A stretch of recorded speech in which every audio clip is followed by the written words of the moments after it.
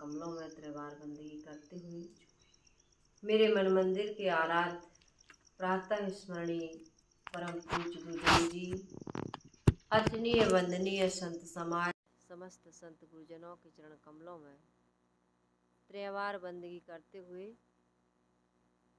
इस सत्संग से जुड़े हुए समस्त श्रोता बंधुओं को, माता बहनों को, नन्हे मुन्ने प्यारे प्यारे बच्चों को, आदरणीय बुजुर्ग दादा दादियों को, सभी को सुबह की हार्दिक शुभकामनाएं हैं। आज का दिन सभी के लिए सुखद एवं मंगलमय हो। सदगुरु कबीर साहिब जी शब्दों की महत्ता पर प्रकाश डालते हुए आज कह रहे हैं कि शब्द मारा गिर परा, शब्द छोड़ा राज, जिन जिन शब्द विवेकिया, तिनका सर गो काज। सदगुरु कबीर साहिब जी कहते हैं कि शब्द मारा गिर पड़ा। ऐसे भ्रांतिपूर्ण और विषय वासना से सने हुए शब्द होते हैं कि जिनको सुनकर के अच्छे अच्छे वैराग्यवान साधक भी पतित हो जाते हैं। जैसे हम लोगों ने सुना ना, सिंघल की रानियों के शब्द सुनकर के मच्छंदर नाथ पतित हो गए। ऐसे ही बहुत सारे विषय वासना से या भ्रामक शब्दों से आदमी जिसके पास विवेक नहीं है, समझ नहीं है, जिसे सद्गुरु का ज्ञान नहीं मिला है, वो भ्रांति में, भ्रम मान्यताओं में, अंधविश्वास में, चमत्कार में, विषय वासना में पढ़ करके भटकता रहता है, पतित हो जाता है। यहाँ साहिब कह रहे शब्द मारा गिर पड़ा, लेकिन जिनको सार शब्द मिल जाते हैं, निर्णय के शब्द मिल जाते हैं, जिनका विवेक और वैराग्य प्रखर होता है, वे राज पाठ विषय वासना भ्रांतियाँ, जिनको गुरुदेव जी कहा करते थे कि मुझे 18 साल की उम्र तक ब्रह्म राक्षस लगता था, लेकिन 18 वर्ष के बाद में गुरुदेव जी को सदगुरु कबीर साहिब जी का ज्ञान मिला और उस दिन से उनको न भूत पकड़ा, न प्रेत पकड़ा, न किसी प्रकार की उनको किसी तरह की भ्रांति रह गई। कोई भ्रांति नहीं, एकदम निर्भ्रांत, एकदम सच्चा बोध उनको प्राप्त हो गया। निर्भय निश्चिंत, कोई हानि की या कोई किसी प्रकार की चिंता की, कोई फिक्र की उनकी जिंदगी में कोई गुंजाइश नहीं रह गई। ऐसा बोध मिलता है जीवन में। जब तक बोध नहीं मिलता है, जब तक ज्ञान नहीं मिलता है, निर्णय की वाणी नहीं मिलती है, तब तक जीवन सुखी नहीं होता है। तो यहाँ साहिब कह रहे शब्द मारा गिर पड़ा, शब्द छोड़ा राज, जिन जिन शब्द विवेकिया, तिनका सरगो काज। साहिब कहते हैं शब्द तो बहुत प्रकार के हैं, शब्दों पर विवेक करो, परख करो। जो व्यक्ति विवेक करता है, परख करता है, उसका काम बन जाता है। कौन सा काम बन जाता है? व्यवहार का भी और परमार्थ का भी। व्यवहार में भी कई प्रकार की वाणी मैंने कल बताया, किसी ने निंदा कर दी, किसी ने अपमान कर दिया, किसी ने कटु कह दिया, तो हमको दुखी सुखी नहीं होना है। प्रशंसा कर देते हैं तो सुखी होते, निंदा में कौन सुखी होता है ना। लेकिन कोई निंदा करे, प्रशंसा करे, उसकी समझदारी है, उसका विवेक है। आज कोई मेरी प्रशंसा करता है, मान लो, तो वो मेरी प्रशंसा करता है तो इसमें मुझे अहंकार करने की या मेरे मन में ये आने की कि मैं बड़ी ज्ञानी हूँ, या मैं बड़ी अच्छी हूँ, या मैं बड़ी समझदार हूँ, सुंदर हूँ, किसी प्रकार। कोई बहुत अच्छा गाता है, कोई बहुत सुंदर दिखता है, कोई अच्छा बोलता है, कोई अच्छा भोजन बनाता है। अलग अलग आदमी की कला होती है। कोई प्रशंसा कर दे तो उसकी महानता है कि वो हमारे इस कला को या हमारी योग्यता को पसंद कर रहा है। नहीं तो आदमी तो ईर्ष्या करता है, निंदा करता है कि नहीं करता है। बड़े बड़ों की, जिसको कहते हैं असूया दोष। कहते हैं एक बार क्या हुआ कि राम की सभा में, जब राम वहाँ थे वन में, वनवास हुआ था ना राम का 14 बरस का, तो जब वनवास काल में थे, राम वनवास काट रहे थे, तो कहते हैं वहाँ किष्किंधा में शायद वहाँ की घटना है, सभी बानरियाँ इकट्ठी हुई, बानर दिखाते हैं लोग, तो भाई बानर की पत्नी बानर बंदरिया है ना, तो सभी बंदरियां सब बानरी बैठी हुई थी। उन्होंने जब सीता को देखा तो सीता की वो प्रशंसा कर रही थी कि सीता कितनी सुंदर है। तो एक एक अंगों की सुंदरता का वो वर्णन कर रही थी। तो एक बंदरिया बड़ी ईर्ष्यालु थी। सभी जगह ईर्ष्यालु लोग होते हैं, पशु पक्षियों में भी देखा जाता है, क्योंकि स्वभाव संस्कार तो सब लेकर के जीव जा ही रहा है। तो वो कुछ बंदरियां उनकी साथी बन गई, ईर्ष्यालु की। सबके साथी हैं, ऐसा नहीं है कि अच्छे के साथी हैं तो बुरे के नहीं हैं। इस संसार में अच्छे भी हैं और बुरे भी हैं, इसलिए सबके साथ ही मिल जाते हैं। शराबी भी अकेला नहीं रहता, जुआड़ी भी अकेला नहीं रहता, व्यभिचारी भी अकेला नहीं रहता, बल्कि इन लोगों के साथी भी बहुत ज़्यादा होते हैं। तो बंदरिया कह रही है कि भाई सीता जी बहुत सुंदर तो हैं, लेकिन पूंछ और लगी होती तो कितनी सुंदर होती, है ना। सीता जी को कहीं हम लोगों जैसे पूंछ लगी होती तो कितनी सुंदर होती। तो इस प्रकार के लोग भी होते हैं। आप कितना भी अच्छा बोलते हो, कितना भी अच्छा गाते हो, कितना भी अच्छा भोजन बनाते हो, कितना भी अच्छा और काम करते हो, लेकिन कमी देखने वाले लोग कह ही देते हैं, कमी निकाल ही देते हैं। वो कहानी में बताती नहीं हूँ कि एक व्यक्ति जा रहा था, कहीं की यात्रा कर रहा था, तो गुलाब का फूल देखा रास्ते में। तो कहने लगा कि यार गुलाब है तो बड़ा सुंदर, लेकिन इसमें कांटे हैं। कमी देख लिया उसमें। समुद्र की तरफ कांटे ना होते तो कितना सुंदर होता। कोयल बोल रही थी कहीं डाल पर बैठी, कहा कोयल बोलती तो बहुत मीठा है, लेकिन काली ना होती तो कितना अच्छा होता, कितनी सुंदर लगती है। बोली तो अच्छी है लेकिन काली है। समुद्र को देखा, बोला कि जल तो अथाह है, विशाल जल की राशि है ना, लेकिन पानी खारा है। तो इन तीनों ने कहा कि मनुष्य सर्वश्रेष्ठ प्राणी है, लेकिन इसमें एक कमी है। तो मनुष्य ने कहा मुझ में क्या कमी, मैं तो सृष्टि का सिरमौर प्राणी हूँ। तो उन्होंने कहा कि भाई सिरमौर प्राणी हो, लेकिन तुम्हारे अंदर यही कमी है कि तुम कमी देखते हो, और वो भी दूसरों में। कबीर साहब कहते हैं, कबीर हम सब ते बुरे, हमसे भल सब कोय, जिन्हें साकर जानिया, मीत हमारा सोए। कबीर साहब जी कहते हैं अपनी कमी देखो। एक गुरु के पास शिष्य गए, पढ़ने जाते ही हैं, अध्ययन करने जाते ही हैं, सत्संग सुनने जाते ही हैं। जो जिस कैटेगरी के गुरु हैं वहाँ उस तरह के छात्र जाते हैं, जिज्ञासु जाते हैं, सत्पात्र भी जाते हैं। तो गुरु ने कहा कि बेटा जाओ, अब दीक्षा शिक्षा पूरी हो गई। तो कहा कि मैं कुछ आपको गिफ्ट में दे रहा हूँ, अब अच्छे नंबर ले आया होगा। तो कहा कि ये दर्पण है बेटा, दर्पण। कहा इसका क्या उपयोग करेंगे गुरुजी, बहुत पुरानी, आज के तो सब जानते हैं, छोटे छोटे से बच्चे दर्पण किस लिए। हो सकता है शुरुआत नया नया आविष्कार हुआ हो दर्पण का। तो कहे इस दर्पण की विशेषता ये है कि जिसके तरफ भी करोगे उसके जितने भी गुण और दोष हैं वो तुम्हें दिखाई देंगे। तो शिष्य को करना था अपनी ओर, भाई जितना ज्ञान मिलता है, मैं इसलिए कह रही हूँ ये कहानी, हम जितना सत्संग सुनते हैं, जितना ज्ञान मिलता है। गुरुदेव जी के सत्संग में एक व्यक्ति गया, गुजरात के थे कहते हो, बोले सत्संग सुने और उसके बाद में बोले कि गुरुदेव जी आप जो भी कहते हैं मुझे लगता है सब कुछ गुरुदेव जी मुझे ही कह रहा है। गुरुदेव जी ने कहा धन्यवाद। ऐसा समझने वाले व्यक्ति यदि मिल जाएं कि जो कुछ कहा जा रहा है मेरे अपने सुधार के लिए, और प्रवक्ता भी ये सोचे, मुझे भी ये सोचना है कि मैं जितना भी कह रही हूँ इसमें मैं भी शामिल हूँ, मैं अपने लिए कह रही हूँ। इस ज्ञान का उपयोग यदि मैं अपने जीवन में नहीं करती हूँ तो दूसरे से क्या आशा बताइए। और मैं अपने लिए नहीं करती हूँ, मेरा जीवन सुंदर नहीं है, तो मैं दूसरों का जीवन सुंदर बनाने में कोई भी सहभागिता नहीं निभा सकती हूँ। हम बदलेंगे युग बदलेगा, हम सुधरेंगे युग सुधरेगा। तो वो दर्पण दिया और कहा कि जाओ ले जाओ। तो उसको अपना चेहरा देखना था, यानी अपने चेहरे के दाग धब्बे को, अपने जीवन को सुंदर बनाना चाहिए इस ज्ञान से, लेकिन उसने ये नहीं किया।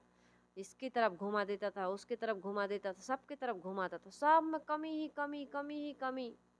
वो परेशान हो गया, इतना परेशान हो गया, कहा ये संसार जीने लायक नहीं, यहाँ कोई अच्छा व्यक्ति नहीं है। सबकी शिकायत करता था, देखो इनके अंदर ये कमी, इनके अंदर ये कमी। यही तो हम कर रहे हैं कि नहीं कर रहे हैं? हम सभी लोग यही कर रहे हैं, दूसरे में कमी खोज रहे हैं, अपनी कमी नहीं देख रहे हैं। तो वो यही करता रहा। आश्रम में आया तो गुरुजी की तरफ घुमा दिया। अरे कहे गुरुजी के अंदर भी कमी है। बहुत परेशान हुआ, गुरुदेव जी आज तक मैंने आप में कोई कमी नहीं देखी, लेकिन इस दर्पण की वजह। गुरुदेव जी ने कहा दर्पण कोई वजह नहीं है, वजह तुम ही हो। बोले हम कैसे? कहे ये दर्पण दूसरे की तरफ मत करिए, इस दर्पण को मैंने आपके लिए दिया था, अपनी तरफ अपने आप को देखिए। जो तू साचा वाणिया सांची हाट लगाओ, अंदर झाड़ू दे के कूड़ा दूरी बहाओ। हम सुनते हैं, पढ़ते हैं, दूसरों को सुनाते हैं, लेकिन अपने अंदर झांक करके बहुत कम देख पाते हैं। और जो जितना देखता है वो अच्छा ही देख जाती है अपनी। हम सबसे अच्छे हैं और सामने वाला सबसे खराब है। तो इस प्रकार की सोच नहीं बनाना है। अपने जीवन को सुंदर यदि बनाना है तो दूसरे में अच्छा ही देखिए और उसको एक्सेप्ट करिए, है ना? एक्सेप्ट करिए, चुराइए उस अच्छाई को। हम तो बुराई को चुराते हैं, धन को चुरा लेते हैं, चीज़ों को चुरा लेते हैं, लेकिन हम अपने जीवन में उनके अच्छाई को नहीं चुराते। ऐसा नहीं सोचते कि वो इतना दयालु है, उतना क्षमावान है, इतना वो शांत रहता है, इतना वो प्रसन्न रहता है, इतना सह लेता है। हम भी ऐसे शांत रहेंगे, मौन रहेंगे, प्रसन्न रहेंगे, सह लेंगे, दूसरों का आदर करेंगे, दूसरों का सम्मान करेंगे, दूसरों की सेवा करेंगे, दूसरों को दान पुण्य देंगे। ऐसा हम नहीं सोच पाते हैं, ऐसा हम नहीं कर पाते हैं, क्योंकि इस प्रकार की वाणी हम सुनते ही नहीं हैं। भ्रामक वाणियों को, चमत्कारपूर्ण वाणियों को हम अपने जीवन में बचपन से ही बड़े भय और मोह शोक उत्पन्न करने वाली वाणी को सुनते आ रहे हैं। किसी किसी को तो ये सनक सवार हो जाती है, अच्छे पढ़े लिखे हैं, योग्य हैं, त्यागी वैरागी भी हैं, शुद्ध संस्कारी हैं, लेकिन वो कहते हैं कि महात्मा जी ये बताइए कि भगवान कब मिलेंगे, परमात्मा परमात्मा कब मिलेंगे? तो परम धन आत्मा, परम क्या है, श्रेष्ठ क्या है, महान क्या है? हमारी आत्मा, और वही परमात्मा है। परम आत्मा, श्रेष्ठ आत्मा। आत्मा में किसी प्रकार का दाग धब्बा या किसी प्रकार का दोष दुर्गुण नहीं है। हमारे मन इंद्रियों में विकार आ गया है, उसको यदि हम ठीक कर लेते हैं तो किसी परमात्मा से बाहर मिलने की आवश्यकता नहीं है। जो मिला है वो कम नहीं है, हमें जो मिला है वो कम है क्या? माता मिली, पिता मिले, परिवार मिला, समाज मिला, इतना सारा ये विश्व प्रकृति का जितना भी, इस प्रकृति में जितने भी चीज़ें हैं वो किसके लिए हैं? हमारे आपके लिए हैं कि किसी और के लिए? ये हवाएं बह रही हैं, ये हवाएं चल रही हैं, नदियाँ बह रही हैं, ये वनस्पतियाँ फल दे रही हैं, औषधि हैं, ये किसके लिए हैं बताइए? कितने प्रकार के फल, फ्रूट्स, जूस, मेवा, मिष्ठान, ये सब मनुष्य के लिए हैं। हम थाली का भोजन पसंद नहीं करते, मन के लड्डू खाना चाहते हैं। तो मन के लड्डू से भूख कभी मिटेगी क्या? जो आत्मा रूपी परमात्मा या मनुष्य रूपी देवी देवता प्रत्यक्ष रूप में हमको मिले हैं, उनका हम आदर नहीं करते, उनका हम सम्मान नहीं करते, उनका हम सदुपयोग नहीं करते और कल्पना के परमात्मा को पाना चाहते हैं, अपनी मन इंद्रियों को नहीं जीतते, उन पर सुबस्ता कायम नहीं करते हैं। भगवान कब मिलेंगे, भगवान कब मिलेंगे, भगवान कब मिलेंगे? भगवान कैसे मिल जाएंगे? पहले हमारे अंदर पात्रता तो आनी चाहिए, पहले पवित्रता आनी चाहिए, यही पात्रता है। तब फिर पवित्रता आएगी, पात्रता बनेगी, तब परमात्मा मिलेंगे। और परमात्मा तो मिले मिलाए हैं, परमात्मा बाहर से कभी मिलने वाला नहीं है। अब हम भ्रांतियों में पड़े हुए हैं।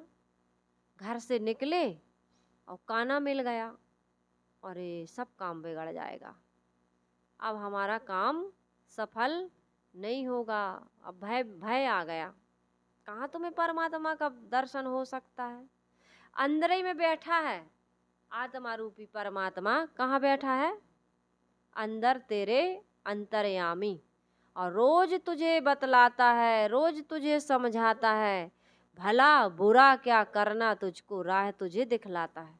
अंदर में बैठा हुआ कहता है ना, गाली मत दो, दूसरे की वस्तु बिना पूछे प्रयोग मत करो, किसी का अपमान मत करो, किसी को गाली मत दो, निंदा मत करो, व्यभिचार मत करो।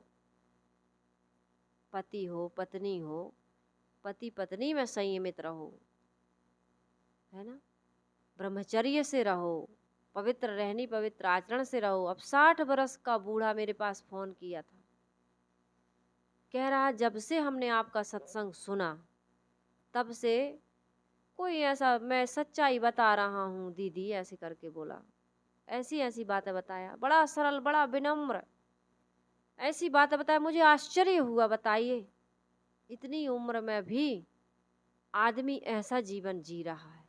कहा आपके प्रवचनों से, आपके विचारों से, आपके समझाने से मुझे इतना समझ में आया, इतना संतोष मिला कि अब हम पति और पत्नी दोनों बड़े संयम से, बड़े परहेज से, बड़ी पवित्रता से रहे। 60 साल का व्यक्ति, ये तो जवानी में होना चाहिए, बुढ़ापे में कर भी लिया तो क्या किया। कहता था साहब चिड़िया चुग गई खेत, चिड़िया चुग गई खेत।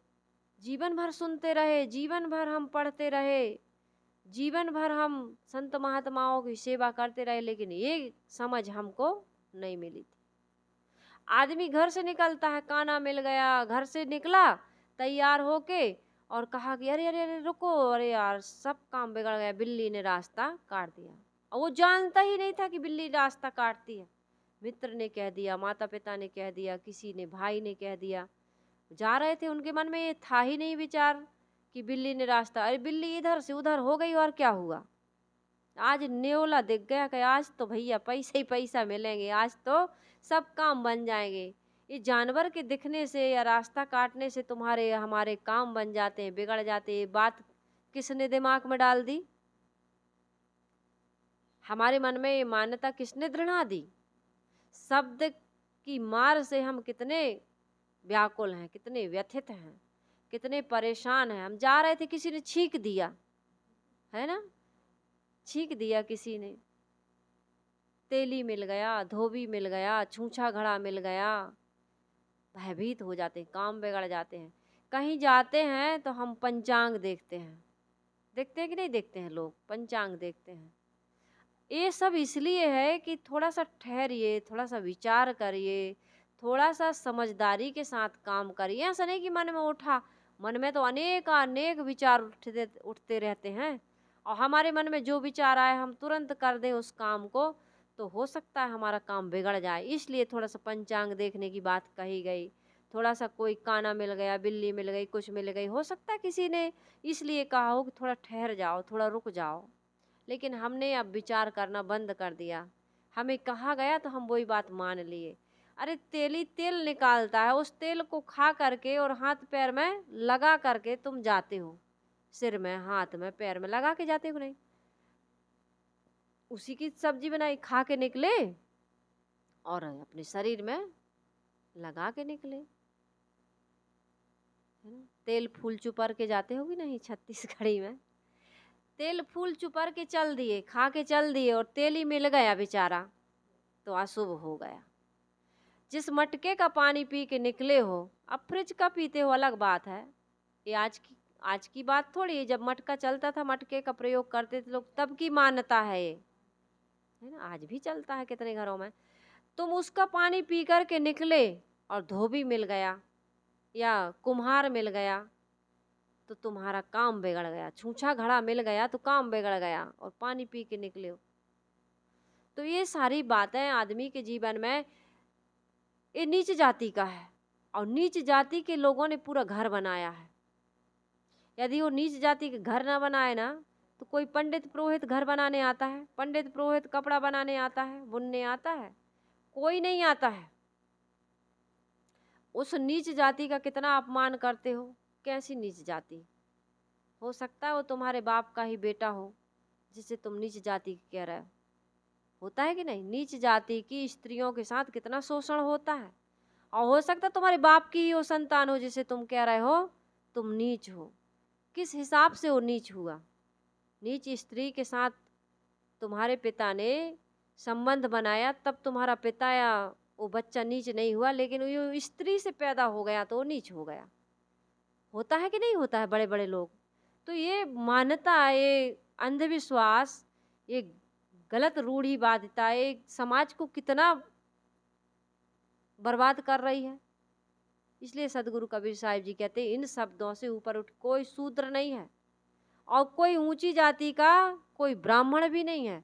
ब्रह्म को जो जानता है, ब्रह्मचर्य से जो रहता है, यज्ञ हवन दान पुण्य करता है, दया क्षमाशील संतोष जिसमें होता वही ब्राह्मण है। वो किसी के अंदर भी हो सकता है, किसी भी मनुष्य के अंदर हो सकता है, और वह मनुष्य ब्राह्मण है।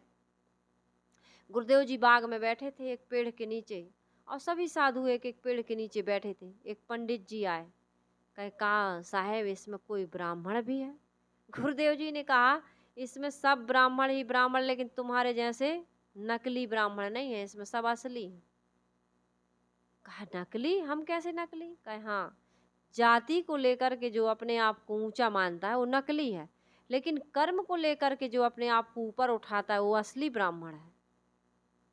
तो कर्म करने में तो हम सब स्वतंत्र हैं, कोई भी व्यक्ति ब्राह्मण हो सकता है। आज कितना विवाद चल रहा है, कहाँ कहाँ स्त्रियां जो व्यास गद्दी पर बैठ करके, साध्वियाँ जो कथा वाचिका हैं, वो कथा करने जा रही हैं, तो कितने जगह बवाल हो रहा है कि ये व्यास गद्दी पर, उस स्त्री से पैदा होने के बाद तुम व्यास गद्दी पर बैठ सकते हो। उसी के रज और वीर्य से तो शरीर बना है, पिता का वीर्य और माता का रज, जिसको लेकर के शरीर बना। तुम व्यास गद्दी पर बैठ सकते हो, लेकिन स्त्री व्यास गद्दी पर नहीं बैठ सकती। क्यों? क्योंकि वो रजस्वला होती है, तो उसी रज से तो तुम्हारा शरीर बना है।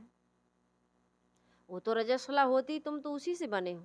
कहते नहीं, वो खून से नहीं बने, उसी में पल करके बढ़ करके उसी में लिपट करके आए हो। जो गंदगी स्त्री में है, कहीं न कहीं वो गंदगी पुरुष में भी है। जब स्त्रियां वेद के मंत्र लिख सकती हैं, तो पढ़ नहीं सकती, बोल नहीं सकती। ये कितनी गंदी गंदी बातें, कितनी धूर्तता की, मूर्खता की बातें लिखी गई और आज भी वो चल रही। सदगुरु कबीर साहिब जी कहते हैं इन तमाम शब्दों ने लोगों को भटका दिया। भटका दिया कि नहीं भटका दिया? लेकिन एक शब्द ऐसा भी है, यही शब्द कि शब्द है छोड़ा राज। जिसको इस प्रकार के निर्भ्रांत बोध की प्राप्ति हो जाती है, वो सारी मान्यताओं को, मैंने कहा ना, भूत नहीं लगते, उसको प्रेत नहीं सताते, उसको किसी सगुन अपसगुन की भी चिंता या भय या मान्यता नहीं रह जाती है। सब समय वो पवित्र कार्य करता है। अरे गलत काम करने में पंचांग देख लो, लड़ाई झगड़ा करने में पंचांग देख लो, कहीं किसी को मारने जा रहा है, लूटने जा रहा है, कोई गलत काम करने जा रहा है, बिल्ली रास्ता काटे तो लौट आओ, तो ठीक लगता है। लेकिन कहीं कथा सुनने जा रहे थे, भागवत सुनने जा रहे थे, दान पुण्य करने जा रहे थे, किसी का हेल्प करने जा रहे थे, सहयोग करने जा रहे थे, और बिल्ली ने रास्ता काटा लौट आए। कोई दर्द से परेशान है, किसी को बीमारी है, कोई समस्या से घिरा है, आपको रास्ते में बिल्ली रास्ता काट गई, आप लौट आए, तो ये तो बहुत गलत हो गया। गलत हो गया कि नहीं हो गया? इसलिए भाई इस प्रकार की भ्रांति में पड़ करके पवित्र कार्य करना मत छोड़िए। हाँ, अपवित्र कार्य है तो उसके लिए जरूर पंडित जी से पूछिए, पंडित जी थोड़ा सा ये गलत काम करने जा रहा है, थोड़ा पंचांग देख दो, है ना। सीता और राम के विवाह में 3 मूर्धन्य विद्वानों ने पंचांग देखा होगा। गुरु वशिष्ठ मिली लगन सुधायो, सूर्य मंत्र के दीन है, जो कहते हो ना, तो क्या वो नहीं जान पाए थे कि सीता और राम के जीवन में कष्ट आने वाला है? कोई उपाय कर देते। भाई जब तुम उपाय नहीं जानते हो तो देखने बस से क्या मतलब, बताइए।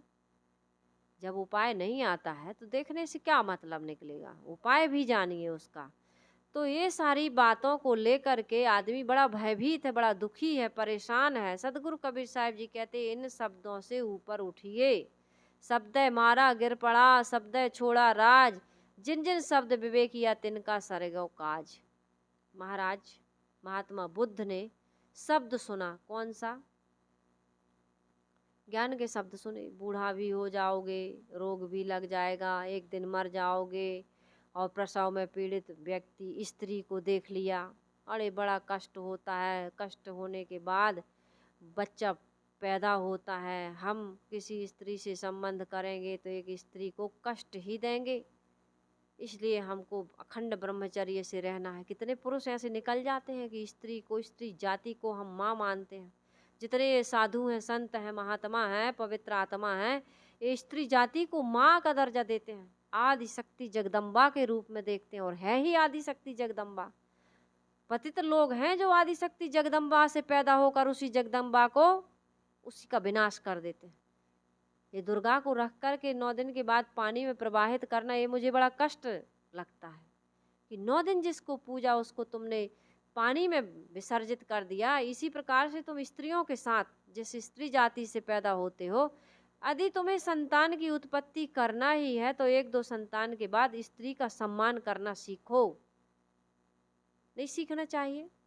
नारी जाति का यत्र नार्यस्त पूजनते रमनते तत्र देवता जो कहा गया, यदि नारी जाति का सम्मान होने लगे तो आज समाज में किसी प्रकार का कोई अपराध ना हो। आज शोषण के कारण से ही स्त्रियां इतना बदले की भावना में आज गलत गलत काम कर रही हैं। स्वतंत्र जीने के साथ साथ यदि उनका सम्मान होने, स्वतंत्रता तो दी जा रही लेकिन सम्मान नहीं दिया जा रहा आज भी स्त्री को, और इसमें स्त्री का भी दोष है। खैर वो विषय अलग है, लेकिन आज विचार करना चाहिए। बड़ा समाज में विकृतियां चल रही हैं, उन विकृतियों को ठीक करने के लिए, इन कुरीतियों को ठीक करने के लिए आज समाज में हमको खड़ा होकर के आगे आने की आवश्यकता है। जितने भी लोग मेरे विचार सुनेंगे उनको थोड़ा सा विचार करके अपने जीवन में परिवर्तन करने की आवश्यकता है। फिर देखिए समाज का कितना सुंदर रूप होता है। लोग कहते हैं जमाना बदल गया, कुछ भी नहीं बदला है। चांद सूर्य तारे सितारे नक्षत्र जैसे थे आज भी वैसे ही हैं।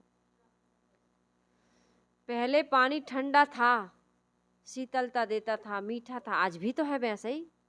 आज गरम गरम पानी निकलता है क्या नल से, नलकूप से, कहीं से, बोर से गरम निकलता। पहले कुएं का निकालते थे, आज बोर से आ रहा, बस इतना ही है। इतना विकास हुआ है। पहले लेज और बाल्टी, रस्सी और बाल्टी से निकालते थे, खींचना पड़ता था। आज बटन दबाइए, पानी आ गया, बस इतना है। लेकिन स्वाद बदला क्या? उसका स्वभाव बदला क्या? नहीं बदला। आग का, धरती का, आकाश का, वायु का, किसी का भी स्वभाव नहीं बदला। आदमी का स्वभाव बदल गया।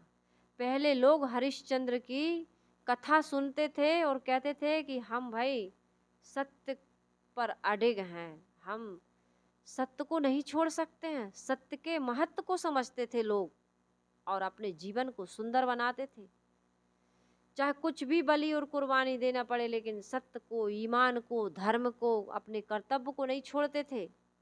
लेकिन आज लोग कहते हैं अरे हरिश्चंद्र जैसे थोड़ी बिक जाएंगे। पत्नी और बच्चों को बेच करके उन्होंने डोम के घर में नौकरी की, हमें ऐसा हरिश्चंद्र नहीं बनना है।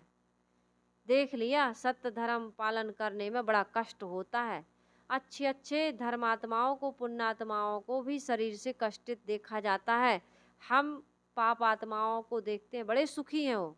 तो तुमने अभी देखा है, थोड़ा सा ट्रेलर देखा है, अभी पूरी फिल्म बाकी है, पूरा जीवन बाकी है अभी उनका। और इसी जीवन का हिसाब किताब नहीं है, कई जीवन का हिसाब किताब है। पता नहीं कौन सा पन्ना खुला है अभी उसका, जीवन की डायरी का पता नहीं कौन सा पन्ना खुला है। आज सुखी है वो, लेकिन जरूरी नहीं कब पन्ना पलट जाए। जिंदगी कितना रंग बदलती है ना? नहीं बदलती है? जिंदगी बहुत रंग बदलती है, और उस समय तक तुम्हारे हमारे जीवन को सुधार करने में बड़ा देर हो जाएगी। बड़ी देर हो जाएगी। इसलिए शब्द छोड़ा राज, राजपाट छोड़ करके गोपी चंद, देखो माँ ने समझाया, उनको वैराग हो गया। गोस्वामी तुलसीदास जी पत्नी के मोह में दौड़े दौड़े उनसे मिलने गए। रत्नावली ने कहा, धिक्कार है ऐसे काम कला को, काम वासना को। अरे जिस चाम के पीछे इतने तुम पागल हो, यदि इस आत्मा रूपी राम के पीछे पागल हो जाते तो उद्धार हो जाता, ये शरीर में न आना पड़ता। पुनरपि जननम पुनरपि मरणम पुनरपि जननी जठरे शयनम, समाप्त हो जाता है बार बार का गर्भवास का कष्ट, ये वेदना, ये 3 तापों से जो तुम तप रहे हो, ये तुम्हारा समाप्त हो जाता, हमारा समाप्त हो। गोस्वामी जी को बात लग गई, रत्नाकर डाकू को बात लग गई नारद जी की, कि भाई जितना भी तुम ये पाप कर रहे हो ना, इसमें तुम्हारा हाथ बटाने वाला कोई नहीं, इसलिए पाप ना करो, पुण्य करो, उद्धार करो, कल्याण करो, मुक्ति का काम करो। अंगुली माल को बात लग गई। थोड़े में ज्ञान हो जाता है, ज़्यादा समझाने की आवश्यकता नहीं पड़ती है। लेकिन जो व्यक्ति रोज रोज सत्संग सुनता है लेकिन बीड़ी पिए ही जा रहा, सिगरेट पिए ही जा रहा, लड़ाई झगड़ा और चिंता और फिक्र और भूत प्रेतों के लिए ताबीज बांधे ही जा रहा, ताबीज गले का नहीं खुल पा रहा है ना, पैर का काला धागा नहीं खुल पा रहा है, मंदिर में जल चढ़ाना बंद नहीं हो पा रहा, लेकिन घर का झगड़ा बंद नहीं हो रहा। मंदिर में जल चढ़ाना भी चालू है और घर का झगड़ा भी चालू है। एक लोटा जल भी चढ़ रहा है और घर में छल कपट भी चल रहा है। तो जिंदगी में कोई परिवर्तन जब नहीं कर रहे हो तो सत्संग सुनने से क्या लाभ है? हमारे जीवन में कोई विकास ही नहीं हो रहा है। कल भी हमारे खेत में घास थी, आज भी हमारे खेत में घास है, तो ये दवाई डालने से क्या होगा बताइए? कुछ होगा? जब घास मर ही नहीं तो दवाई बेकार है, ये सत्संग सुनना बेकार है, फिर टाइम पास करना हो गया। तो इसलिए सदगुरु कबीर साहिब जी कहते हैं, चाहे ऋषभदेव हों, चाहे महावीर हों, चाहे भर्तहरि हों, चाहे गोपी चंद हों, जितने भी राजाओं ने राजपाट त्याग करके वैराग लिया है, वो शब्दों के प्रभाव से ही लिया है। उनके जीवन में कोई गुरु मिले और उनको सत्संग मिला। सदगुरु विशाल साहिब जी के बारे में जो मैं बताती हूँ, बैरीशाल नाम था। एक बार के रघुवर साहिब जी की एक बार का सत्संग उन्होंने सुना, उनके सब कुछ बारा न्यारा हो गया। चांद, सितारे, धरती, नक्षत्र, ये प्राणी, ये पदार्थ, ये शरीर, सब पर दृष्टि बदल गई उनकी। तो दृष्टि बदलती है तब सृष्टि बदलती है।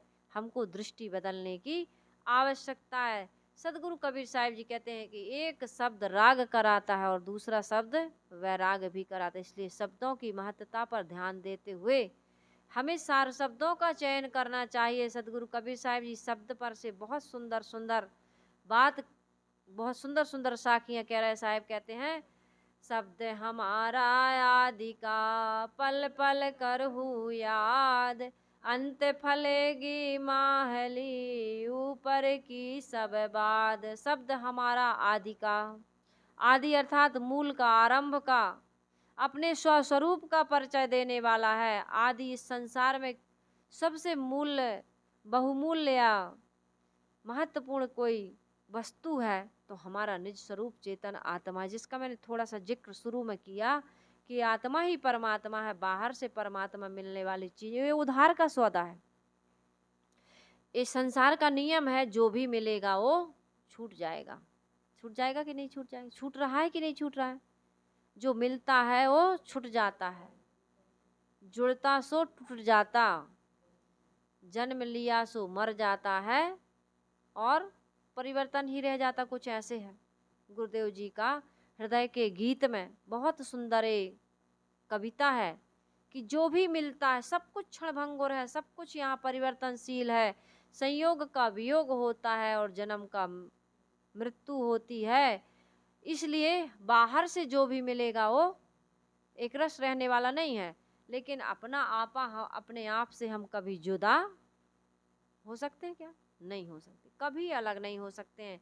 इसलिए सदगुरु कबीर साहिब जी कहते हैं, मेरे जो शब्द हैं वो तुम्हारे स्वस्वरूप का परिचय देने वाले हैं। शब्द हमारा आदि का, आदि का, आदि का, आदि अर्थात मूल, आत्मा से अलग कोई परमात्मा नहीं, आत्मा से बड़ी कोई वस्तु नहीं, आत्म तत्व निज तत्व से बड़ी और उसमें स्थिति से बड़ी कोई प्राप्ति नहीं, कोई उपलब्धि नहीं।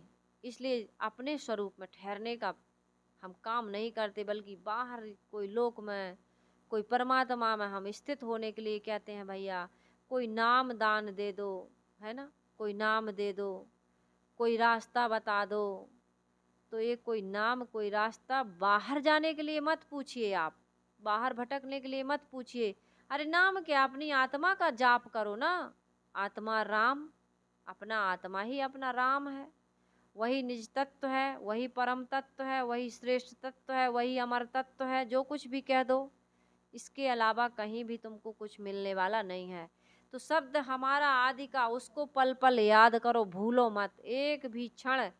उस आत्मस्थिति को भूलने की गुंजाइश न छोड़ो। मतलब हमको भूलना नहीं है। क्यों भूलें भाई अपने आप को? अपने को आप भूल के हैरान हो गया, माया के जाल में फंसा वीरान हो गया। अपने को आप भूल के हैरान हो, माया के जाल में फंसा वीरान हो गया। माया का जाल क्या है, कहाँ तक है, कहाँ है माया का जाल, किसी का है माया? गोचर जहाँ लगे मन जाई, सो सब माया जानहु भाई। मन और इंद्रियों का जहाँ तक फैलाव है, जहाँ तक विस्तार है, वो सब क्या है? माया है। तो मन और इंद्रियों के फैलाव में, मन और इंद्रियों के विस्तार में ही तो हम जो देख लेते हैं, जो सुन लेते हैं, जो सूंघ लेते हैं, जो चख लेते हैं, मन में जो मान्यता बना लेते हैं, उसी के पीछे दौड़ रहे हैं हम। जबकि गोस्वामी जी कह रहे हैं कि ये सब क्या है? माया है। इनसे ऊपर उठिए आप। और जब ऊपर उठ जाते हैं, मन और इंद्रियों का विस्तार जहाँ पर समाप्त हो जाता है, वहाँ पर आत्म अस्तित्व का बोध जागृत होता है, जिसको कहते हैं परम शांति, परम तृप्ति, परम संतोष। वो स्थिति प्राप्त हो जाती है जो कभी हमसे बिछुड़ती नहीं है। तो किसी का ध्यान मत करिए, अपने आप का ध्यान करिए। ध्यान रखिए कि किसी और चीज का ध्यान ना हो जाए। मन इंद्रियों के विस्तार में हमें बहने की आवश्यकता नहीं है। पूर्ण संकल्प विकल्पों का समन हो जाना, शांत हो जाना, यही सबसे बड़ा ध्यान है। किसी नाम जप की या किसी मूर्ति की या चित्र की हमें कोई याद ना रह जाए। लेकिन पहले तो मन को शांत करने के लिए किसी का आधार आप पकड़ते हैं। आपके गुरु ने बताया है कि अमुक नाम का जाप करिए या अमुक दृश्य में अपनी दृष्टि को टिका करके रखिए। तो बुरा नहीं, उन्होंने अपनी पहुंच और समझ के अनुसार हमारे मन को शांत करने के लिए, एकाग्र करने के लिए कहा है। इसका खंडन नहीं करिए। अरे हमारे गुरुदेव जी ने हमको भटका दिया। बच्चे को धीरे धीरे धीरे धीरे रास्ते पर लाया जाता है। का माने कबूतर, खा माने खरगोश, गा माने गणेश बताया जाता है। यदि मंदिर में जाते हो तो अच्छी बात है, पूजा करते हो, नाम जपते हो तो अच्छी बात है, लेकिन इस कहाँ पहुंचना है आपको? अपने स्वरूप में पहुंचना है। यदि अपने स्वरूप में नहीं पहुंच रहे हो, बाहर भटक रहे हो, तो वो आपका निर्भ्रांत बोध नहीं है। अपने से अलग स्थायी स्थिति मिलने वाली कहीं पर भी नहीं है। जहाँ जाओगे, जो भी मिलेगा वहाँ से उठना पड़ेगा और उसको छोड़ना पड़ेगा। लेकिन अपने आप को हम कभी छोड़ करके रहने की कभी कल्पना भी नहीं कर सकते। जहाँ जाते हो खुद के साथ जाते हो कि नहीं जाते हो? यहाँ आए हैं आप लोग, अपने आप को लेकर के आए हो कि कहीं छोड़ कर रख कर के आए हो? अपने आपा को, अपने स्वरूप को लेकर के आए हो ना, आत्मा को। आत्मा ही तो आई है यहाँ। आत्मा के साथ ही तो आए हो कि शरीर अकेला आ गया? तो इसलिए अपने आप को याद करते रहिए। अंत फलेगी माहली। इससे क्या होगा? स्वरूप स्थिति रूपी, आत्म स्थिति रूपी, स्वस्वरूप रूपी महल में तुम्हारा स्थायी निवास हो जाएगा। अंत फलेगी माहली, ऊपर की सब बात। ये ऊपर की जितनी भी बातें हैं, अपने स्वरूप को छोड़ करके जितना भी तुम्हारा ये अनेक लोगों की जो बातें तुमने सुन रखी हैं, वो सब ये केवल शब्दों का एक बवंडर है, शब्दों का एक जाल है।